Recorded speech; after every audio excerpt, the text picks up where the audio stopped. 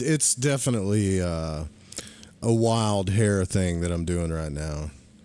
Driving myself crazy. I had a thought that, well, I don't know, like, was doing my daily walk, and I had a thought. It was like, I've been doing this broadcast for over 10 years now, mainly audio, but just started doing like YouTube stuff recently. And the whole I guess you could say theory or whatever is behind this broadcast has been about the out of body experience and magic and stuff like that. So I started, on my walk, I started listening to Journeys Out of the Body by Robert Monroe. And I got on YouTube, and everybody is like either reading this book online, or not everybody, but a lot of people are reading this book online, or there are channels that have the actual audiobook from Audible. I don't know how they're getting away with it, but it's online on YouTube. And I'm thinking, why in the hell haven't we like read this book and had a discussion about it? So it's just been bugging me. And so this late night, like spur of the moment kind of broadcast thing that I'm doing with Journeys Out of the Body is just to really honestly, it's just to get something out of my system. And to set the record straight too. What I mean by that is there's people out there that are saying that they're confusing Robert Monroe with a different Robert Monroe. That's not even Robert Monroe. Saying that he was, I've heard people saying he molested people. I've like he's a part of the CIA. I've seen all kinds of stuff. So this book that we're going to get into is not only going to set the record straight, but it's going to be like a massively full circle thing for Lighting the Void. I'll say that. And two, is the most believable and experiential text to this day. So, and then three, for my own selfish reasons. One is, like I said, because I'll listen to the book like I was walking today trying to listen to the book again. I listen to it like once a year. And there's just parts that I don't get. And I remember when we did Psychic Self-Defense on the air. And I absorbed so much of that book just reading it with you guys and having discussions and going back and listening to it. And some of the emails I got from actually putting it online, it seemed like I learned more from the book itself just by reading and having a discussion about it. So this isn't going to be like, this is typical like what we do here in our little side of the YouTube world, where we read and discuss things. We absorb it. So I don't expect anybody to be here. If you're here listening, awesome. Chime in. But this is kind of like this is something I got to get off for me. So we'll start with so this is Journeys Out of the Body, the classic work on the out of body experience. And it is the classic work. So let's set the record straight about Robert Monroe. So it says in the first about the author that Robert A. Monroe, not the other one that you're talking about, Robert A. Monroe has been a pioneer in exploring the out-of-body experiences and journeys out of the body. His first book has become the undisputed classic in the field. He had a long and distinguished career in the broadcasting industry as a writer, director of programs, and creator and producer of some 400 radio and TV network programs. A man of my own heart. He loves broadcasting. And eventually, as owner and operator of a radio network and cable TV system in Virginia. He is the founder and executive director, or was, of the Monroe Institute, internationally known for its work on the effects of sound waveforms on human behavior. Now, he did write a second book called Far Journeys and a third one, which tells the story of his research and development of the out-of-body experience and further explorations beyond time and space. And this was published by Doubleday in 1985. Mr. Monroe plays an active part in the work of the Monroe Institute. Remember, they published this while he was alive, and lives with his family in the foothills of the Blue Ridge Mountains in Virginia. Hopefully that helps set the record straight about who Robert Monroe is in some kind of form or fashion. So let's go into the forward here. What we'll try to do is just do like one chapter at a time while I'm doing this kind of project thing on the side. All right, so he goes on to say, much has taken place, both in the world and in my personal life, since the final manuscript, days prior to the publication of Journeys Out of the Body. It was an interesting experience, to say the least, when I publicly became a member of a highly suspect group labeled Psychic. You notice how he says highly suspect. Psychic, sensitive, freak, and more generously, parapsychologist. The publication of the book quite thoroughly blew my cover as a reasonably orthodox business executive. However, a good many of the results were totally unexpected, and some of the serious trepidations were unfounded. For example, the fact that I was and still am well-grounded and active in the material world of business helped greatly in the serious consideration of the book material. Another facet, I should have had more faith and confidence in the business mind as I know it. I had always maintained that business and industry respected, quote, something of value without particular regard to its origin. If it works, use it. Still, I was greatly concerned about the reaction to the book of the board of directors of the corporation of which I was president. So he was a big shot at one time, and he was all worried about, like, what are these people going to think of him when he publishes this book? Who would want such an unstable person running their multi-million-dollar operation? At the first board meeting in Fort Lauderdale, Florida, after the book publication, no one mentioned it, nor did I.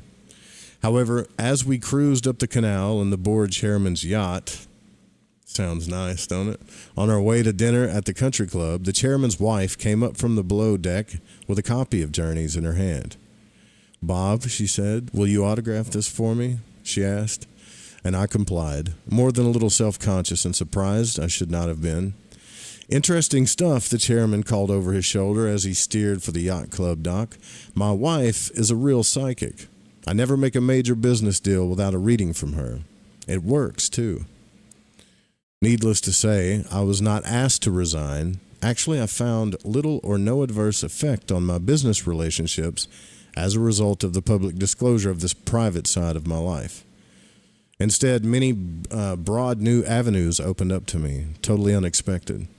Who could have guessed that I would speak on out-of-body experiences at such an august and conservative body as the Smithsonian Institution?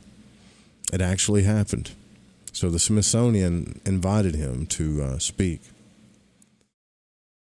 Another miscalculation, or so it would seem, it has been stated that Journeys was a book ahead of its time.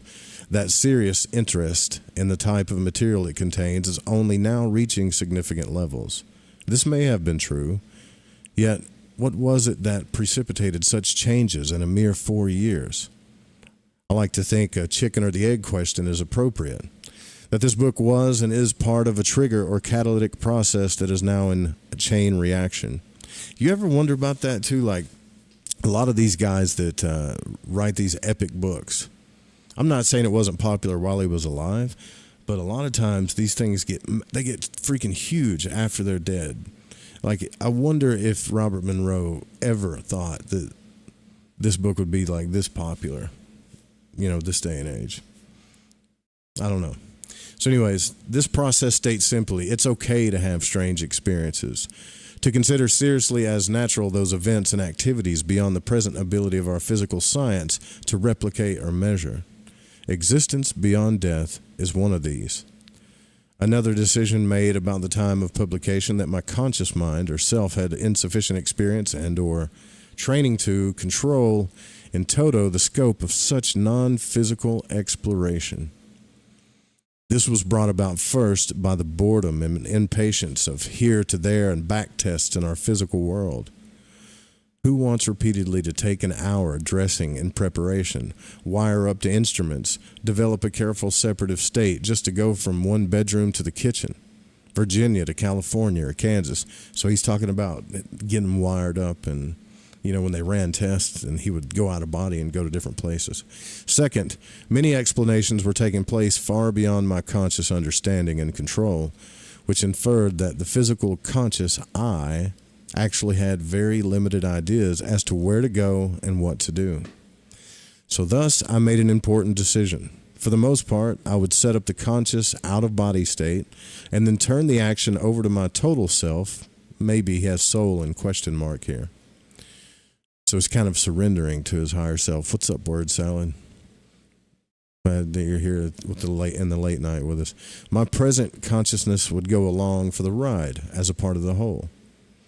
The results have been ecstatic, illuminating, confusing, awe-inspiring, humbling, reassuring. Experience and exploration far beyond my ability to conceive of, most of it an apparent educational program that I'm absorbing bit by bit. The problem as I sense it is simple. Eventually, a quantum jump in consciousness will be required to reduce the material to a practical something of value level. What does this mean? Does that great consciousness change take place while still alive physically or in another reality later? Who are the instructors or the so-called helpers? Precisely bit by bit, we are beginning to approach the answers in our research at the Institute. Yes, a research facility was formed and became active in 1972. Our work has attracted the interest and cooperation of physicists, psychologists, biochemists, engineers, educators, psychiatrists, corporate presidents, statisticians, many of whom serve on our board of advisors. Among the 11,000 plus pieces of mail received to date, many sighs of relief were reported. The secret could be talked about without the need for sanity hearings. Thus, the book is serving its primary purpose. Over 700 persons have participated in our research and experimental training program. Our first Explorer team has 6 members. Some 50 more are waiting for our facility to handle their final indoctrination, and their number is growing daily. We hope to be able to expand shortly in physical space, equipment, and personnel so that we can absorb the backlog and the increase. This year, training programs at the Institute may qualify for credit at the college and university level. Meanwhile, our Explorer team of 6 is bringing back data faster than we can process it, far more rapidly and diverse than I alone could accumulate. That which we have sorted is overwhelming in its import. The fact of consensus and agreement from 6 different explorers, each unaware of the other's experiences except in joint operations, has had a formidable impact upon those who have examined the material. The details will be reported in another book, which is in preparation. A lot of action to pack into 4 years. It only strengthens the concept of accelerated change at work, especially the change in human needs. I have reviewed Journeys again carefully for this new edition, and I'm happy to say that nothing has to be altered in the light of later experience. The basics are still the same. From the point of my experimental level at that time, it is still accurate. One item we do not know, or we do know, the reality of your reading these words with your left brain hemisphere is the first stage of filtration. Robert A. Monroe, Afton, Virginia, 1977. That's part of setting the record straight there. I got online one day and was just doing some research on YouTube, looking up just trying to find some other stuff on Robert Monroe. And the comments that I saw on some of these YouTube videos were like, damn, man, you guys have no clue who this guy really is. There's another, I'm sure there's plenty of Robert Monroes out there. And yes, there was a Robert Monroe who is not this guy, who was, I think he was charged with some type of misconduct, sexual misconduct. But anyways, I started seeing people like saying, yeah, Robert Monroe was this and he's that. And it's just, and then today I got to thinking, well, it's about time that we dive into this book. Because I've been talking about it for years. Apparently nobody's getting in trouble online reading it. Probably still a risk, but this is for research purposes only. Right? What's up, Emily? Dean Beancooter. What's up, man? Don't watch. What's happening? Don't watch. Try to get to the end if so. Introduction. In our action-oriented society, when a man lies down to sleep, he is effectively out of the picture. He will lie still for 6 to 8 hours, so he is not behaving, thinking productively, or doing anything significant. We all know that people dream, but we raise our children to regard dreams and other experiences occurring during sleep as unimportant, as not real in the way that the events of the day are. Thus, most people are in the habit of forgetting their dreams, and on the occasions when they do remember them, they usually regard them as mere oddities. It is true that psychologists and psychiatrists regard the dreams of patients as useful clues to the malfunctioning of their personalities. The malfunctioning. Yeah, you never hear these psychologists talking about your dreams aren't really patting you on the back. They're trying to tell you about a problem. But even in this application, dreams and other nocturnal experiences are generally not treated as real in any sense, but only as some sort of internal data processing of the human computer. There are some important exceptions to this general put-down of dreams, but for the vast majority of people in our society today, dreams are not things that serious people concern themselves with. What are we to make of a person who takes exception to this general belief, who claims to have had experiences during sleep or other forms of unconsciousness that were not only impressive to him, but which he feels were real? Suppose this person claims that on the previous night he had an experience of flying through the air over a large city, which he soon recognized as New York. Then further, he tells us that not only was this dream intensively vivid, but that he knew at the time that it was not a dream, that he was really in the air over New York City. And this conviction that he was really there sticks with him for the rest of his life, despite our reminding him that a sleeping man couldn't really be flying by himself in the air over New York City. Probably we will ignore a person who makes such a report. Oh yeah, we do. Or we will politely, or not so politely, inform him that he is becoming a little weak in the head or crazy and suggest that he sees a psychotherapist. If he is insistent about the reality of his experience, especially if he has other strange experiences too, we may, with the best of our intentions, see about committing him to a mental hospital. Our traveler, on the other hand, if he is smart, will quickly learn not to talk about his experiences. Well, we screwed that one up, didn't we? The only problem with that, as I have found from talking to many such people, is that he may worry about whether he's going crazy. So for the sake of argument, let's make our traveler even more troubling.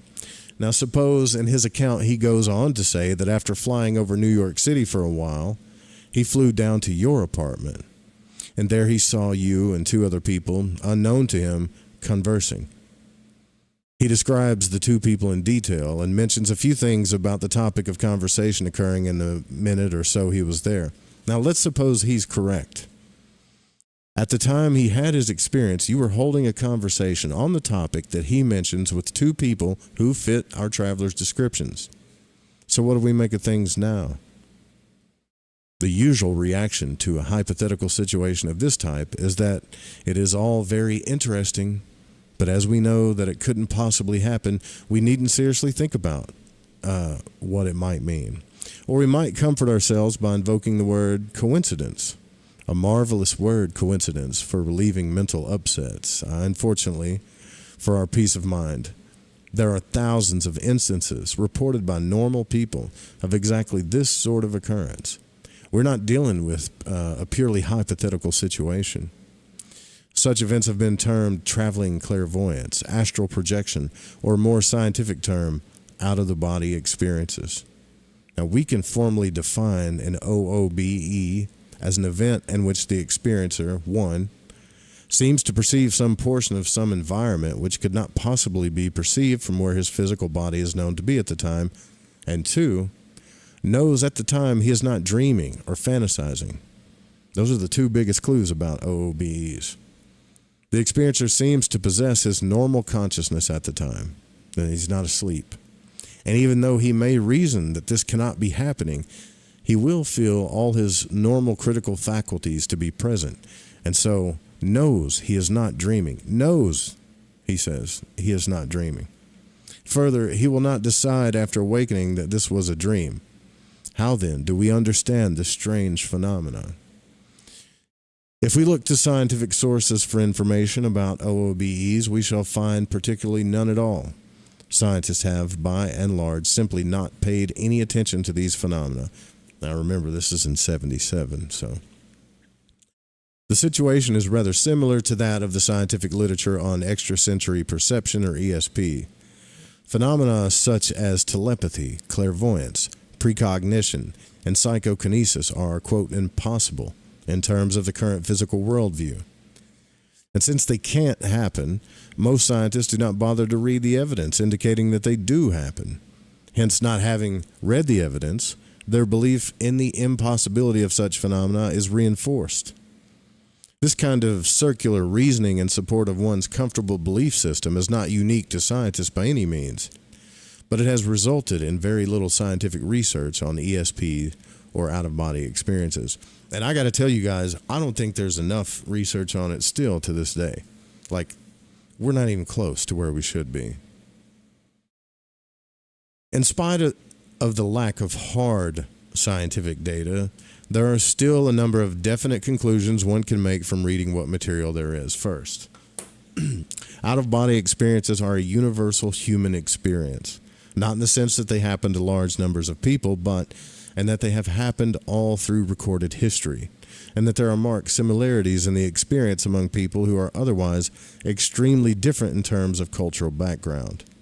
One can find reports of out-of-body experiences by housewives in Kansas, which closely resemble accounts of out-of-body experiences from ancient Egyptians or Oriental sources.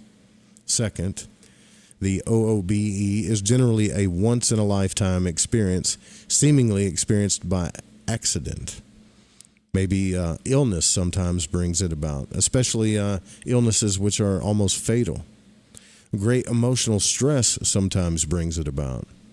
In many cases, it simply happens during sleep without our having any idea of what might have caused it. In very rare instances, it seems to have been brought about by a deliberate attempt. Third, the experience of an OOBE is usually one of the most profound experiences of a person's life. Changed my life for sure, and radically alters his beliefs. This is usually expressed as, quote, I no longer believe in survival of death or an immortal soul. I know that I will survive death, end quote. The person feels that he has directly experienced being alive and conscious without his physical body, and therefore knows, not believes, that he possesses some kind of soul that will survive bodily death. This does not logically follow, for even if the out-of-body experience is more than just an interesting dream or hallucination, it was still occurring while the physical body was alive and functioning, and therefore may depend on the physical body. See, I've thought about that. This argument, however, makes no impression on those who have actually had an out-of-body experience. So thus, regardless of what position one takes on the reality of the out-of-body experience, it is clearly an experience deserving considerable psychological study. I am certain that our ideas concerning the existence of souls have resulted from early experiences of people having out-of-body experiences, and considering the importance of the idea of the soul to most of our religions and the importance of religion in people's lives, it seems incredible that science could have swept this problem under the rug so easily. Fourth, the out-of-body experience is generally extremely joyful to those who have had it. I'll raise my hand to that. I would make a rough estimate that between 90 and 95% of the people who have had this experience are very glad it occurred and find it joyful, while 5% are very frightened by it. For the only way they can interpret it while it is happening is that they are dying, and later reactions of the person as he attempts to interpret his out-of-body experience can be rather negative. However, almost every time I give a speech on this subject, someone comes up to me afterward and thanks me for talking about it. They had the experience some time before, but no way of explaining it, and worried that they were going crazy.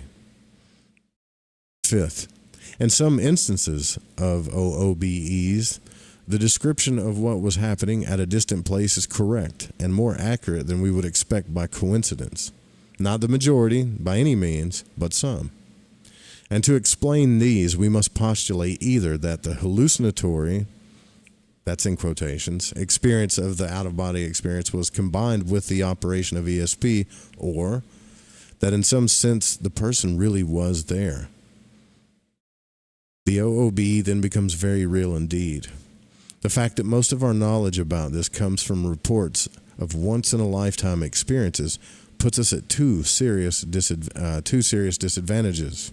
The first of these is that most people cannot produce an out-of-body experience at will. So this precludes the possibility of studying them under precise laboratory conditions. The second disadvantage is that when a person is suddenly thrust for a brief period of time into a very novel environment, he may not be a very good observer. He's too excited and too busy trying to cope with the strangeness of it. Yeah, that happens for sure. Thus, our reports from the once-in-a-lifetime people are very rough. It would be of great advantage in studying OOBEs to have trained travelers available who could produce the experience at will and who generally had the characteristics of a good reporter. The book you're about to read is very rare. It is a first-hand account of hundreds of OOBEs by a person who is, I believe, a good reporter. Nothing like it has been published in many years. So remember, if you guys go back into the show, the bigger books that were talked about more reliable texts about OOBEs were from like Muldoon, and he talks about that in here too. So let's set the record straight about Robert Monroe. Robert A. Monroe is a successful businessman who began experiencing OOBEs quite unexpectedly over a decade ago. A decade from whenever this book was written. But coming from an academic family and having more than the average intellectual training, he realized the unusualness of these experiences and began taking systematic notes from the beginning. I shall not say more about his experiences per se. His accounts in the rest of this book are too fascinating and lucid to warrant further introduction here. But instead, I shall note the qualities he possesses that make him a good reporter, and which give him a good deal of confidence in his accounts.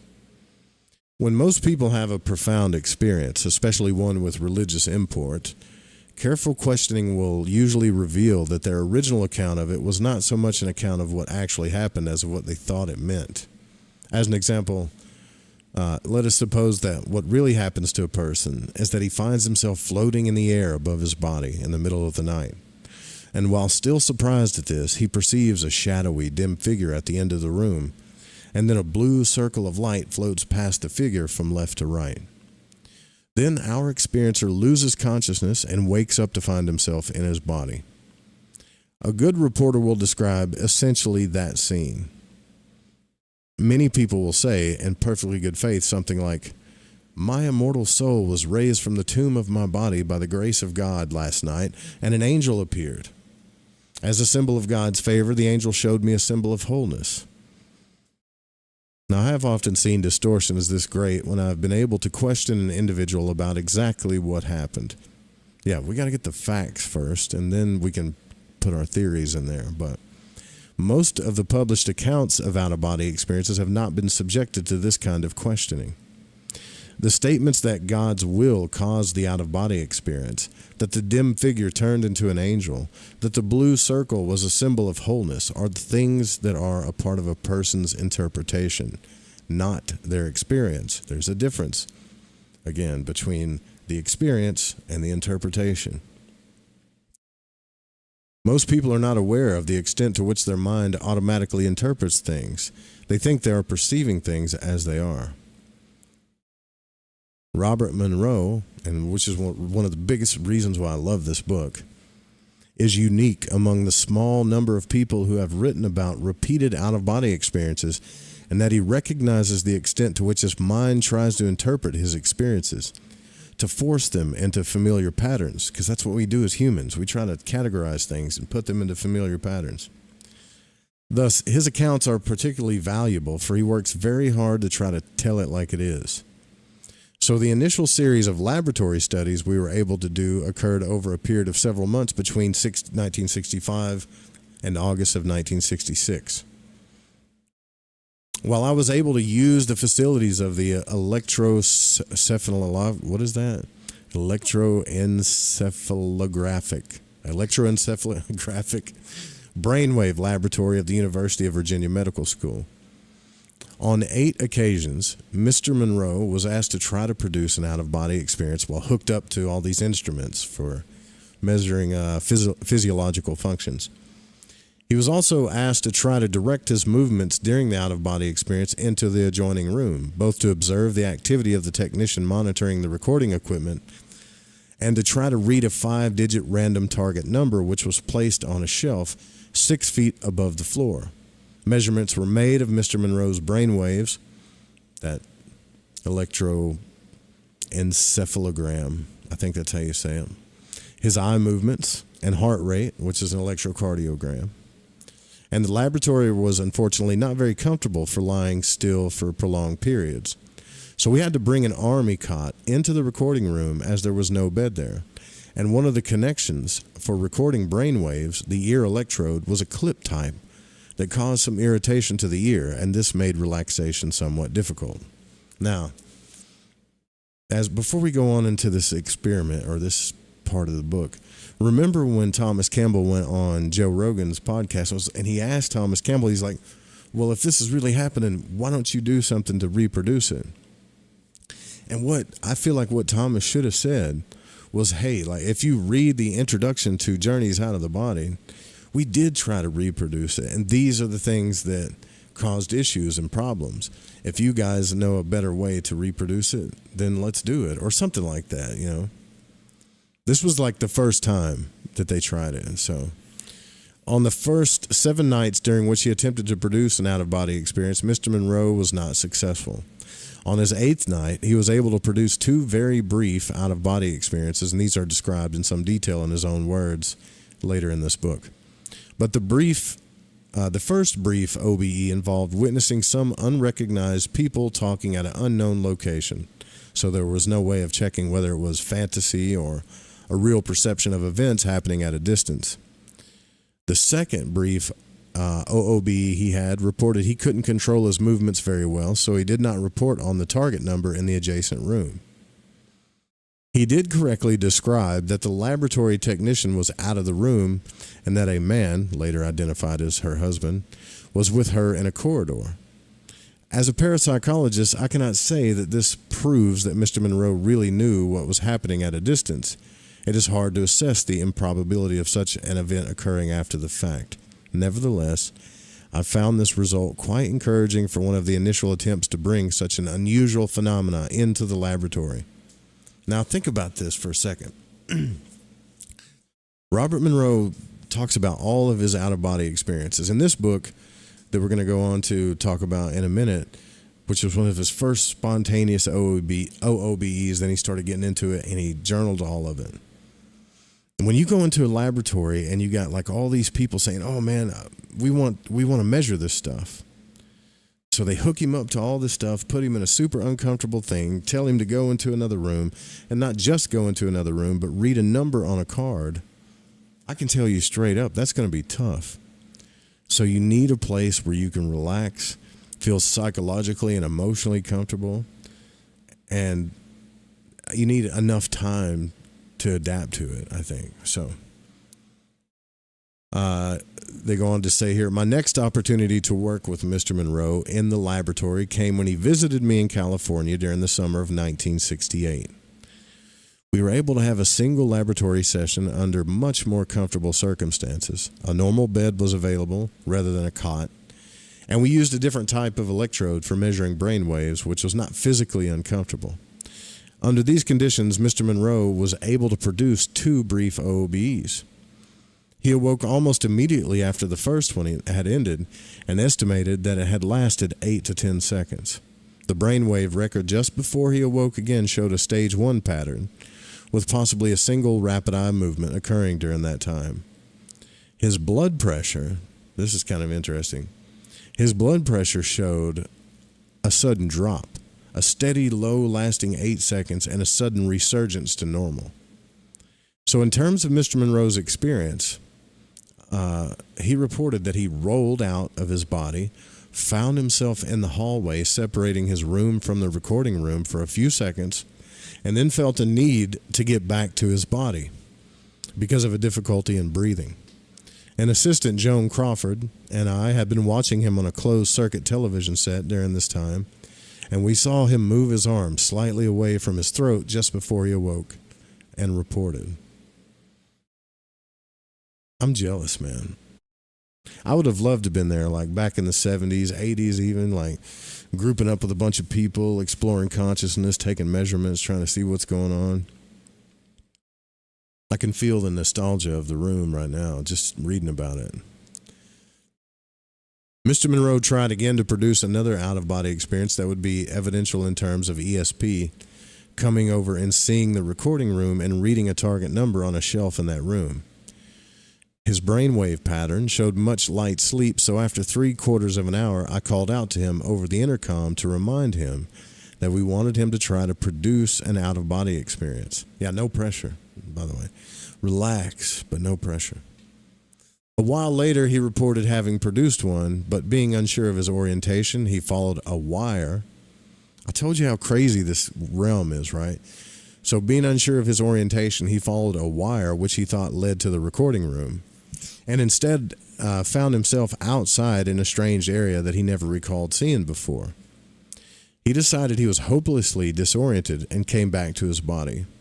His description of the area matched an interior courtyard of the building that he would indeed have found himself in during an OOBE if he had inadvertently gone in the exact opposite direction he should have. That's how I know this stuff is real, man, because I've had these same kind of experiences, right? Like, he's so disoriented. He knows he's supposed to go into one room, but when he gets out of body, it's like kind of like diving in a pool and then you flip over real quick. You don't know which way is up, kind of thing. Different, but, you know. It is not absolutely certain that he had never seen this courtyard while visiting my office earlier in the day, so this experience is not in itself good evidence for a paranormal component of an out-of-body experience. So, this isn't even the start of the book. This is like setting the record straight about what this man, who he is, where he came from, and what he's been through after he released this book. So in terms of physiological changes, he again showed a stage 1 dreaming pattern with only 2 rapid eye movements in the whole period and no clear-cut blood pressure drops on this occasion. Mr. Monroe's experiences, those of many prominent mystics throughout the ages, and all the data of ESP indicate that our current physical view of the world is a very limited one, that the dimensions of reality are much wider than our current concepts, and my attempts and those of other investigators to make these experiences behave in an acceptable fashion may not work out as well as we would like. Let me give 2 examples of experiments with Mr. Monroe, which were impressive to me personally, but which are very difficult to evaluate by our ordinary scientific criteria. Shortly after completing the first series of laboratory experiments, I moved from the East Coast to California. A few months after moving, my wife and I decided to set up an experiment. What a cool couple that must be. One evening, we would concentrate intensely for half an hour in an attempt to help Mr. Monroe have an out-of-body experience and come to our home. If he were then able to describe our home, this would produce good data on the parapsychological aspects of his out-of-body experiences. I telephoned, this is so cool, this is really cool. I telephoned Mr. Monroe that afternoon and told him only that we would try to direct him across the country to our home at some unspecified time that night without giving him any further details. That evening, I randomly selected a time which I believed would occur well after Mr. Monroe would be asleep. My random selection came out 11 p.m. California time or 2 a.m. East Coast time. At 11 p.m., my wife and I began our concentration. At 11:05 p.m., the telephone rang, interrupting it. We did not answer the telephone, but tried to continue our concentration until 11:30 p.m. The following morning, I telephoned Mr. Monroe and told him only that the results had been encouraging and that he should write down an independent account of what he had experienced for later comparison against our independent accounts. I'd be wondering who's calling me at 11 o'clock at night, though. So on the evening of the experiment, Mr. Monroe had the following experience, which I quote from the notes he mailed me. Evening passed uneventfully, and I finally got into bed about 1:40 a.m., still wide awake in a north-south position. The cat was lying in bed with me, and after a long period of calming my mind, a sense of warmth swept over my body. With no break in consciousness, no pre-sleep, almost immediately I felt something or someone rocking my body from side to side, then tugging my feet. I heard the cat let out a complaining yell, and I recognized immediately that this had something to do with Charlie's experiment, and with full trust, did not feel my usual caution about strangers. The tugging at the legs continued, and I finally managed to separate one second body arm and held it up, feeling around in the dark. Remember, like I told you, I talked to a guy that had the same experience where he pulled his etheric arm out of his body and started like scratching his head and doing stuff with it. So the tugging at the legs continued, and I finally managed to separate one second body arm and held it up, feeling about in the dark. So after a moment, the tugging stopped, and a hand took my wrist, first gently, then very, very firmly, and then pulled me out of the physical easily. Still trusting and a little excited, I expressed willingness to go to Charlie if that's where he or it wanted to lead me. But the answer came back affirmatively, although there was no sense of personality. Very businesslike. With the hand around my wrist very firmly, I could feel a part of the arm belonging to the hand, slightly hairy, muscular male, but I could not see who the arm belonged to. Also heard my name called once. So then we started to move, with the familiar feeling of something like air rushing around the body. And after a short trip, seemed like 5 seconds in duration, we stopped and the hand released my wrist. There was complete silence and darkness, and then I drifted down into what seemed to be a room. I stopped quoting from Mr. Monroe's notes at this point, except to add that when he finished this brief trip and got out of bed to telephone me, it was 2:05 a.m. his time. Thus the time match with my wife and I beginning to concentrate was extremely good. He felt the tug pulling from his body within a minute or so of when we started to concentrate. On the other hand, his continuing description of what our home looked like and what my wife and I were doing was not good at all. He perceived too many people in the room. He perceived me doing things I didn't do, and his description of the room itself was quite vague. So what do I make of this? This is one of those frustrating events that parapsychologists encounter when working with poorly controlled phenomena. It is not evidential enough to say that it was unquestionably a paranormal effect, yet it was difficult simply to say that nothing happened. It's comfortable to stick with our common sense assumptions that the physical world is what it seems to be, and that a man or his sense organs is either located at a certain place and able to observe it, or he is not. Now, some out-of-body experiences reported in the literature seem to fit this view, while others have a disturbing mixture of correct perceptions of the physical situation with perceptions of things that weren't there or didn't happen. To us ordinary observers, that is. Mr. Monroe's reports a number of such mixed experiences in this book, especially his seeming to communicate with people while he is having an out-of-body experience, but they're never remembering it. Yeah, that happened to me too. Like, I remember, I went to my dad's bedroom when I had an out-of-body experience, and I was talking to him. I told you guys about this, and he just asked me what I was doing, and I said, "Oh, I'm out of body. I'm like out of my body." And he goes, "Well, what are you doing?" And I said, "Well, I'm just standing here." And he goes, "Wow." That's what he said, like sarcastically. And I asked him about it the next day, just like this book talks about. And he didn't remember anything about it, of course, The second puzzling experiment occurred in the fall of 1970 when I briefly visited Mr. Monroe in Virginia en route to a conference in Washington.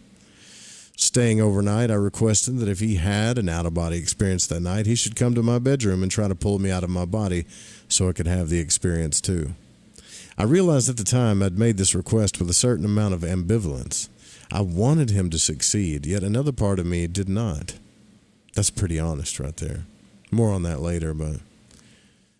Sometime after dawn that morning, I had slept somewhat fitfully, and the light was occasionally waking me. I was dreaming when I began vaguely remembering that Mr. Monroe was supposed to try to get me out of my body. I became partially conscious and felt a sense of vibration all around me in the dream world, a vibration that had a certain amount of indefinable menace connected with it. And in spite of the fear this aroused, I thought that I should try to have an out-of-body experience, but at that point, I lost my thread of consciousness and only remember waking up a while later, feeling that the experiment was a failure. A week later, I received a letter from a colleague in New York, the well-known parapsychologist Dr. Stanley Krippner, and I began to wonder if it really was a failure. He was writing to me about an experience his stepdaughter, Carrie, who I'm quite fond of, had the same morning I was having my, quote, dream. Carrie had spontaneously reported to her father that she had seen me in a restaurant in New York City on her way to school that morning. This would have been roughly about the time I was having the dream. Neither she nor her father knew that I was on the East Coast. That's weird. What do I make of this? So this was the first time in years that I had consciously attempted to have an out-of-body experience. I have never, to my knowledge, succeeded. And while I had no conscious memory of having one, a friend reports seeing me in a restaurant in New York City. And even more puzzling, I would have no desire in the world to go to a restaurant in New York City, a place I dislike intensely, if I were having an out-of-body experience, although visiting Carrie and her family is always very pleasant. Is this a coincidence? Probably. Again, something I would never present as scientific evidence of anything, but something I can't dismiss as meaningless. Now, the last incident illustrates an attitude towards out-of-body experiences that I observed in myself, although I do not like to admit it, which is that I am somewhat afraid of them. This isn't Robert Monroe talking, by the way. Part of me is very interested in the phenomenon scientifically. Another part of me is excited at the prospect of personally experiencing it. A third part of me knows that an out-of-body experience is something like dying, or opening up part of my mind to the unknown realm, and this third part is not at all anxious to get on with it.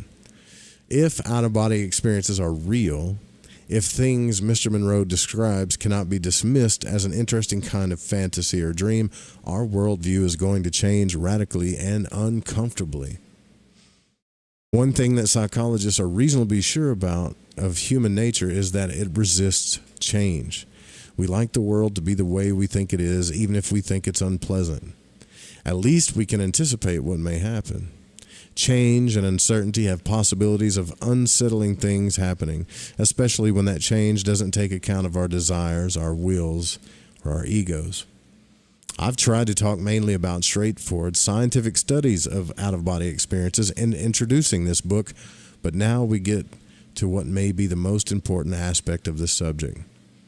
Mr. Monroe's experiences are frightening. He is talking about dying, and dying is not a polite topic in our society.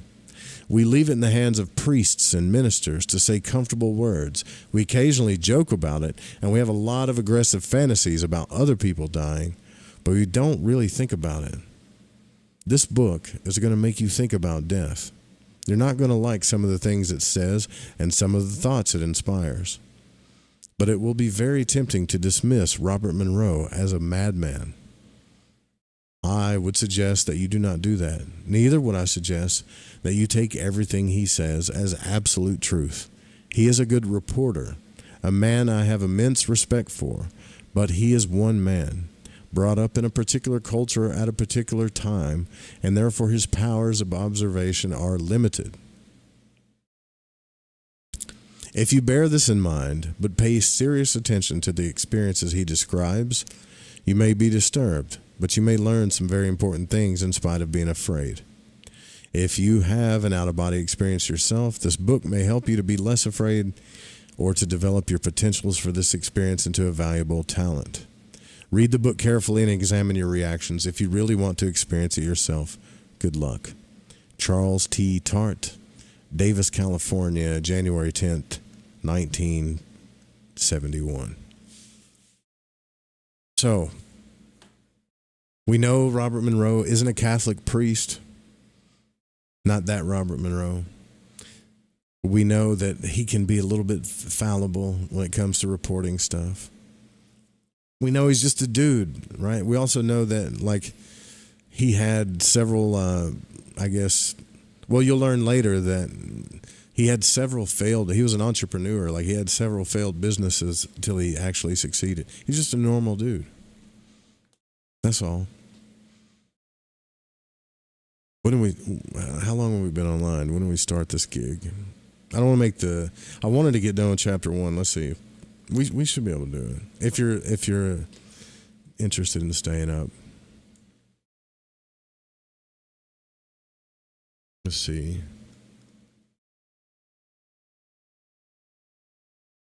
I need to do something just real quick, and then we'll read chapter 1 before we call it a night. I think this book is one of the most believable texts I ever read in my entire life. Still read to this day, and I don't take it lightly. Like, this book changed my life. It helped me have the experience that I had. All right, 1 second. We'll be right back. Don't go anywhere. Just got to run to the restroom, then we'll read like chapter 1. Yeah.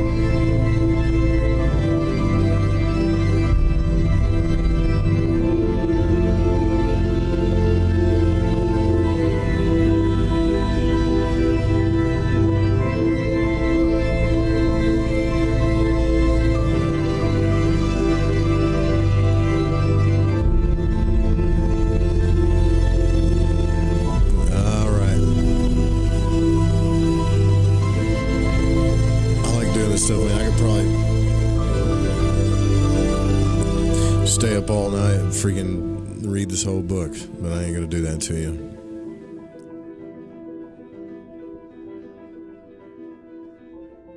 So this is for, by the way, research purposes only.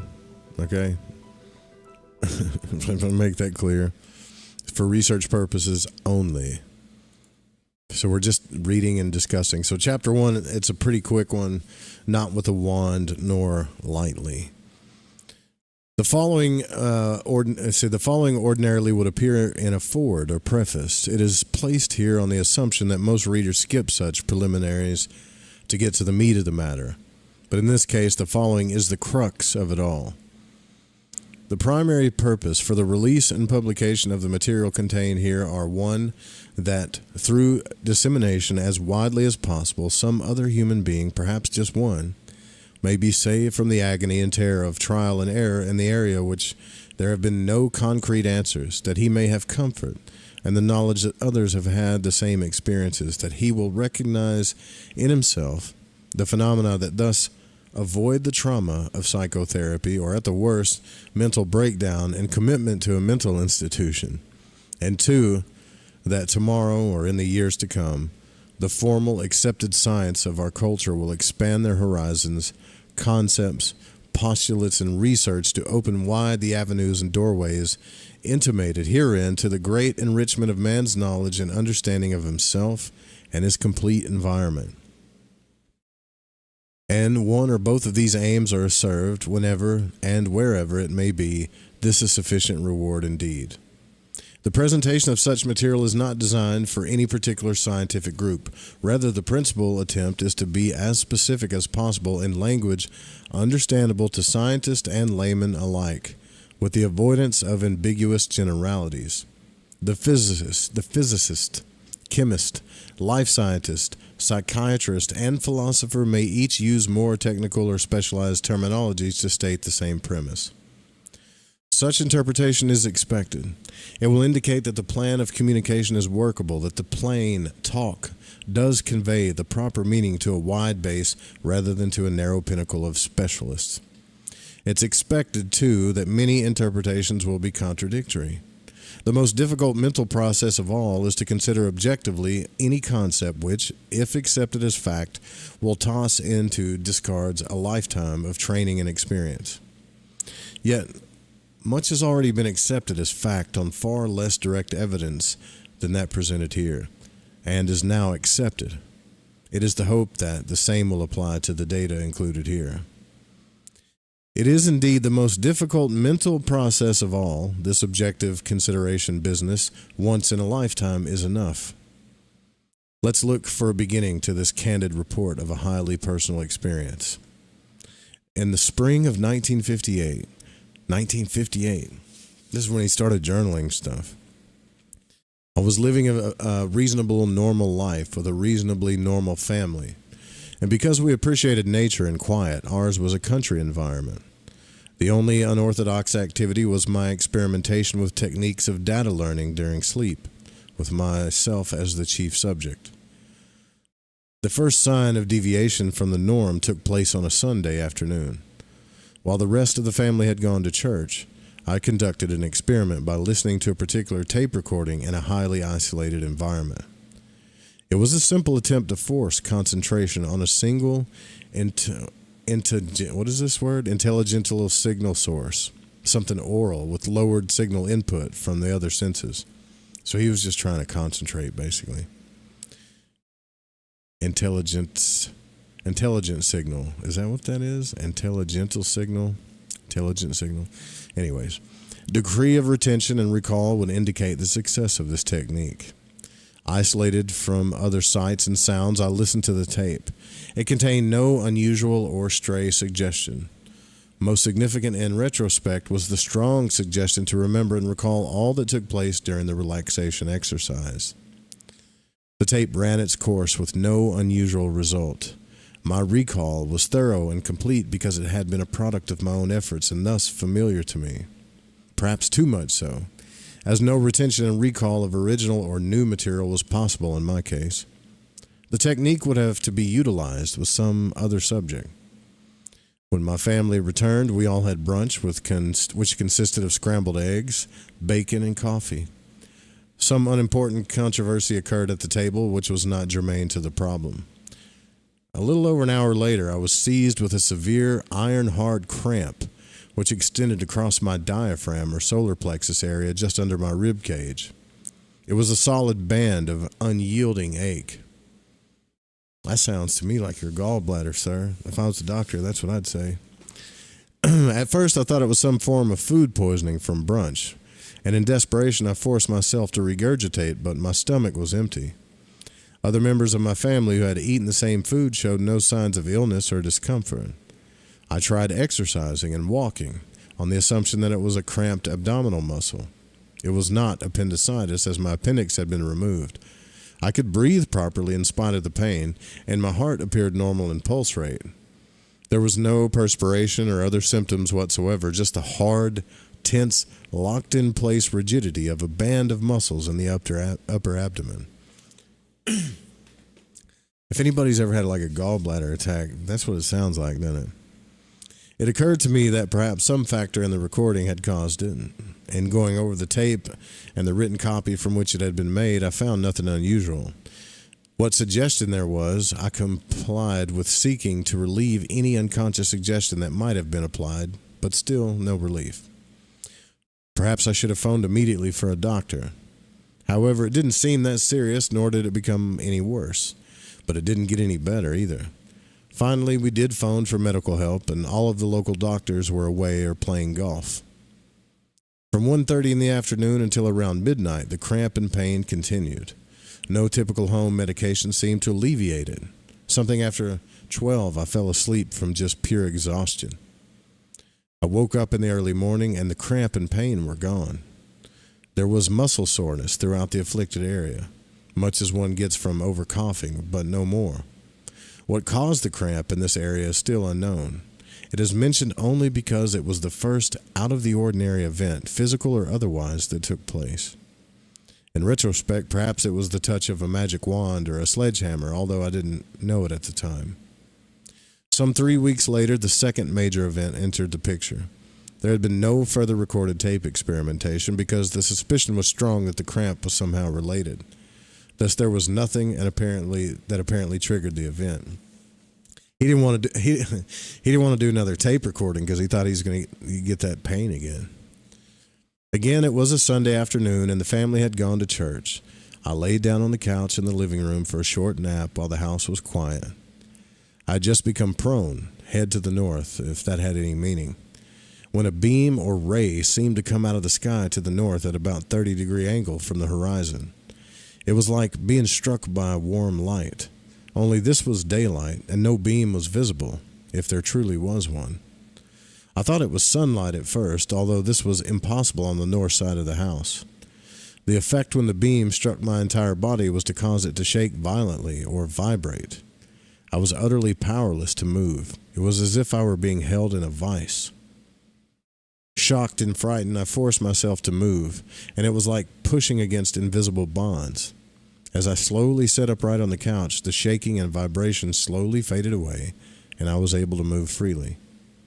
I stood up and walked around.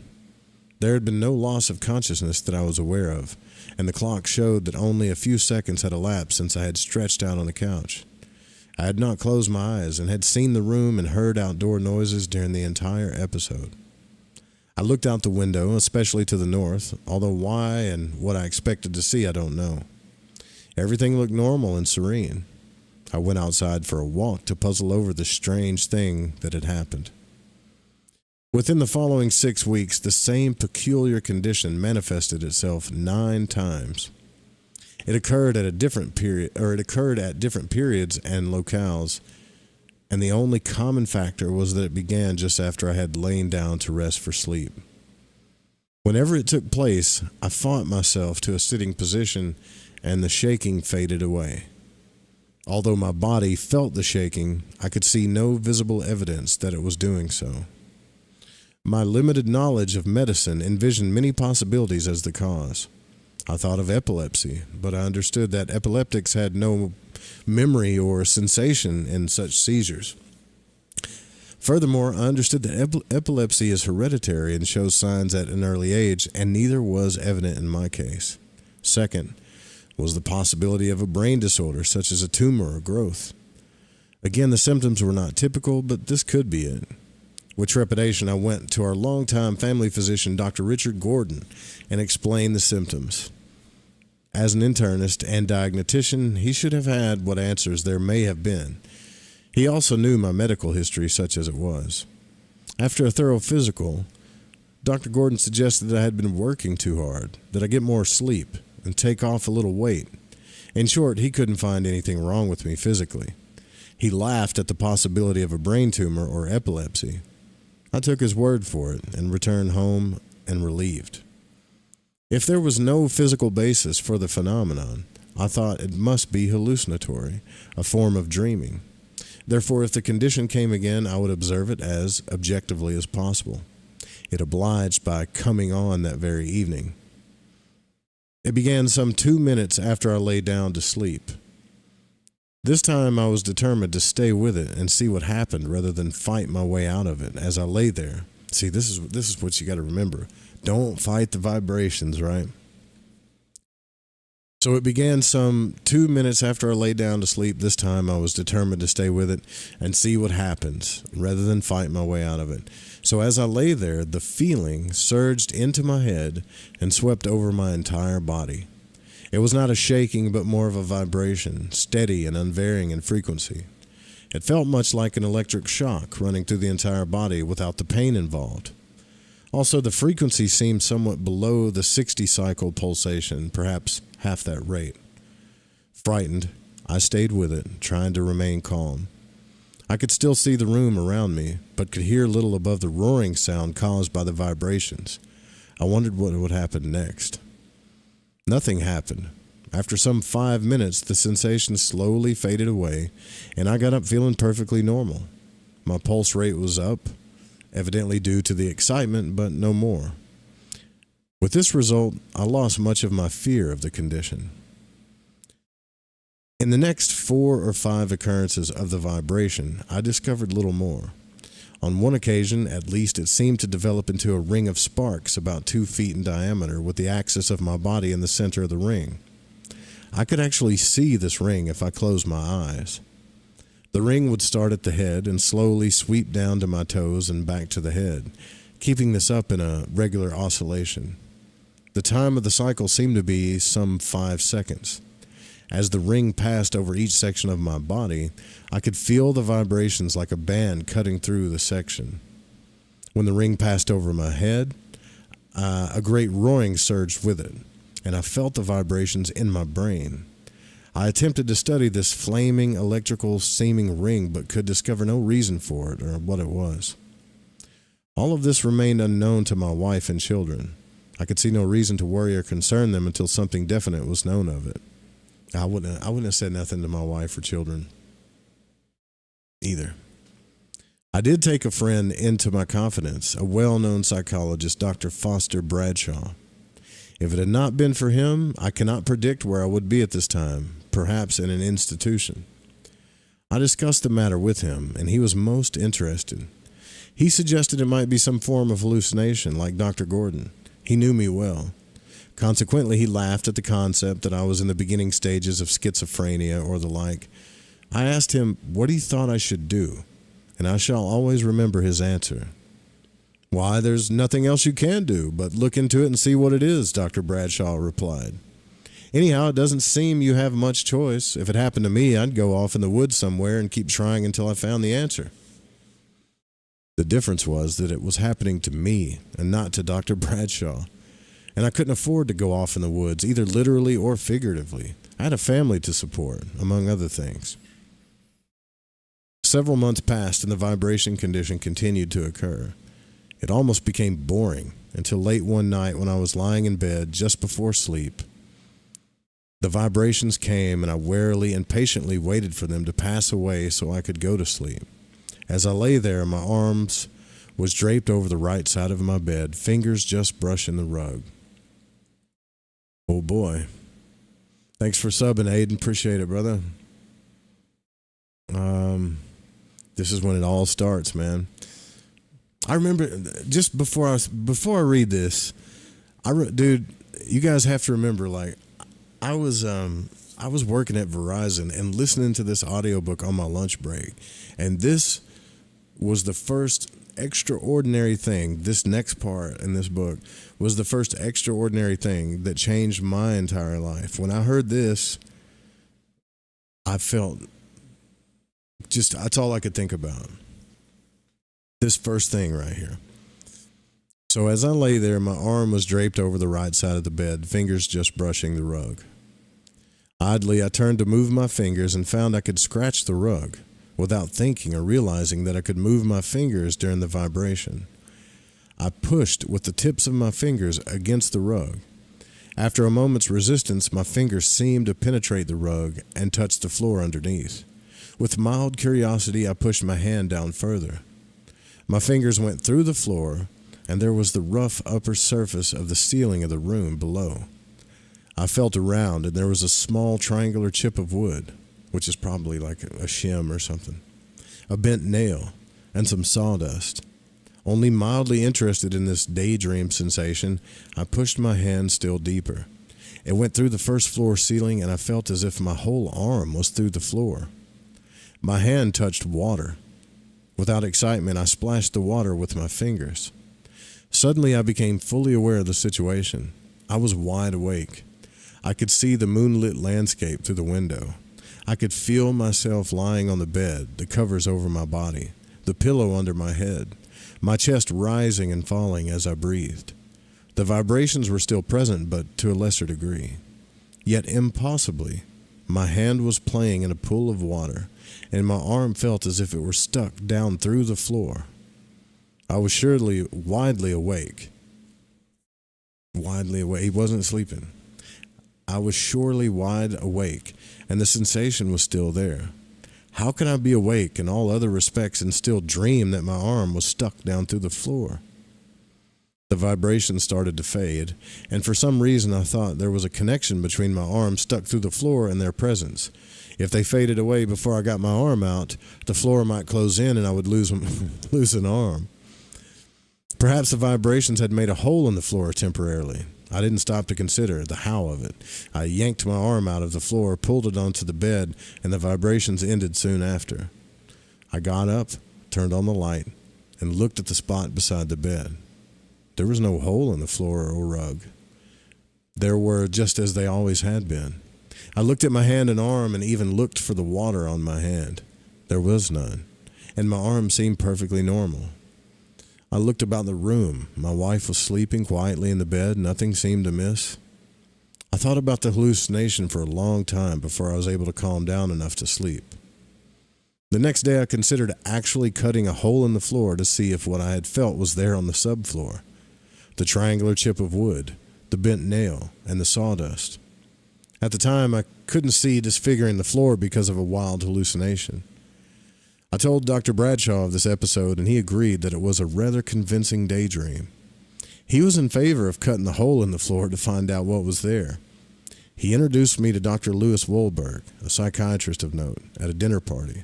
I casually mentioned the vibration phenomenon to Dr. Wolberg.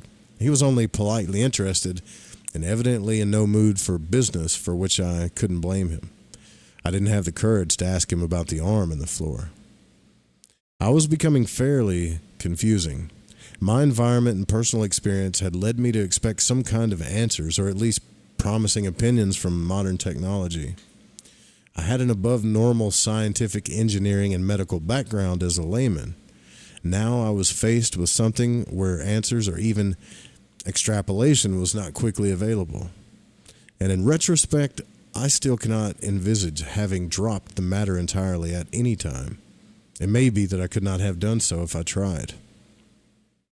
If I thought I faced incongruities at this point, it was because I did not know what was yet to come. Some 4 weeks later, when the vibrations came again, I was duly cautious about attempting to move an arm or a leg. It was late night, and I was lying in bed before sleep. My wife had fallen asleep beside me. There was a surge that seemed to be in my head, and quickly the condition spread through my body. It all seemed the same. As I lay there trying to decide how to analyze the thing in another way, I just happened to think how nice it would be. He just had some random thought. How nice it would be to take a glider up and fly next afternoon, which was my hobby at the time. Without considering any consequences, not knowing there would be any, I thought of the pleasure it would bring. And after a moment, I became aware of something pressing against my shoulder. Half curious, I reached back up to feel what it was. My hand encountered a smooth wall. I moved my hand along the wall and length of my arm, and it continued smooth and unbroken. My senses were fully alert. I tried to see in the dim light. It was a wall, and I was lying against it with my shoulder. I immediately reasoned that I had gone to sleep and fallen out of bed. I'd never done so before, but all sorts of strange things were happening, and falling out of bed was pretty possible. Then I looked again. Something was wrong. This wall had no windows, no furniture against it, no doors. It was not a wall in my bedroom, yet somehow it was familiar. Identification came instantly. It wasn't a wall, it was the ceiling. I was floating against the ceiling, bouncing gently with any movement I made. I rolled in the air, startled, and looked down. There in the dim light below me was the bed, and there were two figures lying in the bed. To the right was my wife, and beside her was someone else. Both seemed asleep. This was a strange dream, I thought. I was curious whom I would dream to be in bed with my wife. I looked more closely, and the shock was intense. I was the someone on the bed. My reaction was almost instantaneous. Here I was. There was my body. I was dying, and this was death, and I wasn't ready to die. And somehow the vibrations were killing me. Desperately, like a diver, I swooped down to my body and dove in. I then felt the bed and the covers, and when I opened my eyes, I was looking at the room from the perspective of my bed. What had happened? Had I truly almost died? My heart was beating rapidly, but not unusually so. I moved my arms and legs. Everything seemed normal. The vibrations had faded away. I got up and walked around the room, looked out the window, smoked a cigarette. It was a long time before I had the courage to return to bed, lie down, and try to sleep. The following week, I returned to Dr. Gordon for another physical examination. I didn't tell him the reason for the visit, but he could see I was worried. He carefully examined me, ran blood tests, fluoroscopes, electrocardiograms, palpated all cavities, ran urinalysis, and about everything else he could think of.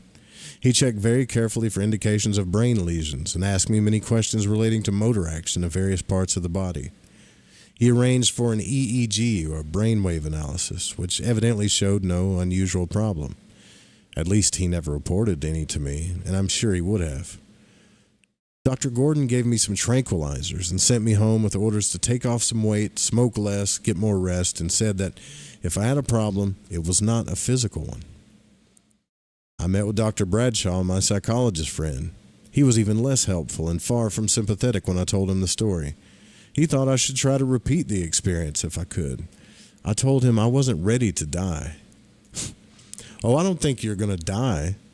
He said, "I don't think you'll do that," Dr. Bradshaw stated calmly. "Some of the fellows who practice yoga and those Eastern religions claim they can do it whenever they want to." I asked him, "Do what?"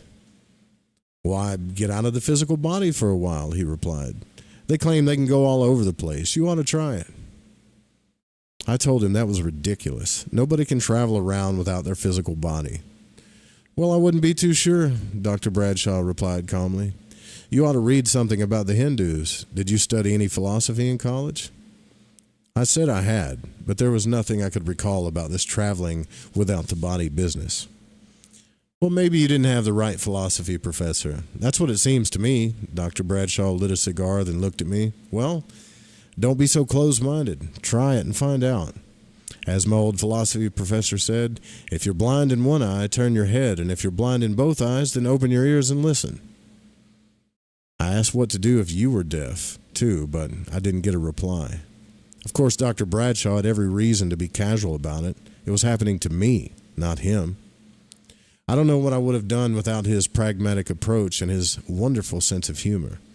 It is a debt that I shall never be able to repay. Yeah, because see, like at the time, you could tell Robert Monroe's about to start having panic attacks because he thinks he's going crazy. So this whole interaction with Dr. Bradshaw that he had did change his life. It changed the game. It made him feel more comfortable about the situation. The vibrations came and went 6 more times before I got up the courage to try to repeat the experience. When I did, it was an anticlimax. With the vibrations in full force, I thought of floating upward, and I did. I smoothly floated up over the bed, and when I willed myself to stop, I did, floating in midair. It was not a bad feeling at all, but I was nervous about falling suddenly. After a few seconds, I thought myself downward, and a moment later I felt myself in bed again with all normal physical senses fully operating. There had been no discontinuity in consciousness from the moment I lay down in bed until I got up after the vibrations faded. If it wasn't real, just a hallucination or a dream, I was in trouble. I couldn't tell where wakefulness stopped and dreaming began. There are thousands of people in mental institutions who have just that problem. The second time I attempted to disassociate deliberately, I was successful. Again, I went up to the ceiling height. However, this time I experienced an overwhelmingly strong sexual drive and could think of nothing else. Embarrassed and irritated at myself because of my inability to control this tide of emotion, I returned back into my physical body. This is where you're starting to feel like energy barriers and stuff. It wasn't until, at least that's my theory, it wasn't until some 5 episodes later that I discovered the secret of such control. The evident importance of sexuality in the whole subject is so great that it is covered in detail later. But at the time, it was an exasperating mental block which held me within the confines of the room where my physical body lay. With no other applicable terminology, I began to call the condition the second state, and the other non-physical body we seem to possess the second body. So far, this terminology fits as well as anything else. It wasn't until the first evidential experience, which could be checked, that I seriously considered these to be anything but daydreams, hallucinations, a neurotic aberration, or the beginnings of schizophrenia, fantasies caused by self-hypnosis, or worse. The first evidential experience was indeed a sledgehammer blow. If I accepted the data as fact, it struck hard at nearly all of my life experience to that date, my training, my concepts, and my sense of values. Most of all, it shattered my faith in the totality and certainty of our culture's scientific knowledge. I was sure our scientists had all the answers, or most of them. Conversely, if I rejected what was evident to me, if to no one else, then I would also be rejecting what I respected so greatly. That mankind's emancipation and upward struggle depends chiefly upon his translation of the unknown into the known, through the use of his intellect and the scientific principle. That was the dilemma. It may have been truly the touch of a magic wand and a gift bestowed, but I still don't know. That's the end of chapter 1. So when I first, later we'll do chapter 2, and I'll go through this whole book and we'll talk about it and stuff. I feel like the reason why I'm doing this is because usually I read this book like once a year, and sometimes I'll read or listen to the second or third book, but the first one always gets me. It's so believable. And maybe what I'm doing is trying to recall the nostalgia of the first time I heard the audiobook while I was at work, because I would leave, I think it was like the 5th or 6th floor, get in the elevator, try to get out to my car, and I would drive out to this park. And I actually showed Owen Hunt when he came down where the park was. And so I would drive out to this park during lunch, and I would listen to Journeys Out of the Body. And that chapter right there changed my life. I hadn't had an out-of-body experience yet. I was just starting to listen to podcasts. I was thinking about doing my own. Some other things I was listening to were more occult related. But this book, that chapter right there, got me so... I don't know, man. It's hard to explain because I've listened to a lot of books before. I listened to a lot of conversations, a lot of people's stuff and BS, but like, there was something about the genuineness of Robert Monroe's statements and how he was telling the story that I believed him. And then I thought to myself, I've got to try this out. I've got to finish this book and go through it, but I've got to try this out. And every year I listen to the book, there's always something that I missed because I have like a normal ADD kind of brain, I guess. Like I told you earlier, I was walking listening to the book, and there's just parts that I don't pay attention to because something else got my attention. So I think this will help really absorb the info. Like read the chapter, do a little conversing, study it, talk to each other. Just for those of you that are interested in doing this. And yeah, right. Like it's super relatable the way he's talking about it. It's not, He's not adding some type of psycho-spiritual thing to it. He's not adding anything to it. Matter of fact, he was freaking out until his Dr. Bradshaw came along and was like, hey, man, just go with it. But that's what changed his life. One of his best buddies, just go with it, you know. So this book gets way better as it goes on, right? Like it just goes on and on. I think you'll like it. And then we can converse about it and talk about it. There's so many things that he talks about and goes through in this first book that are really brain enticing. Yeah, so the next chapter is search and research. And there's also a lot of things that make sense. If I think about all of the crazy, like when I was a kid, I used to have out-of-body experiences. I didn't really think they were out-of-body experiences because everything was either a sleep or dream. That's it. Because your parents tell you, oh, you're just dreaming or whatever. But that sexual barrier he talks about, I had weird experiences with things when I was even a kid. I know where that barrier is in that conscious state. I know exactly what he's talking about. Some of the things he's talking about, like moving his arms and, you know, how he could feel through things. I had experiences as a child. Now that after I read the book, I think about them. I'm like, yeah, I was pretty awake during that stuff. Anyways, we can talk about that stuff later. I don't know why in like 10 years of podcasting and now doing YouTube that I never thought to go through the book and just discuss it with you guys. I think it has something to do with maybe just being afraid of the copyrighted thing or something. But now that I look on YouTube, I see people using AI voices and doing all kinds of stuff. So I figure we could do our own thing here with it. Anyways, thanks for listening. I'll probably broadcast this more. Like, I know I've only been doing it once a week, but I'm kind of excited about this conversation, so I might actually probably will do more than that. I'll try to keep it on a regular basis too, so you guys don't get surprised by it, you know. You like it? Thanks for coming out. Steve, BBB, experience and experiment is the way. That's right. I totally believe that too. It's the only thing, I mean, it's really the only thing we can trust. It really is. All right. And thanks again for subbing, Aiden. Appreciate it, brother. All right, night, y'all. Sweet dreams. Go ahead and listen to the audiobook too. You know, I have a link that helps support the show. You can just listen to the audiobook, cancel your trial, whatever. But if you don't cancel your Audible trial, it'll support the show. I believe I found a YouTube channel where the whole audiobook is on there, but we'll just be going through like chapter by chapter, really digging in and discussing it too. So, all right. Enough rambling. Night, y'all. Sweet dreams.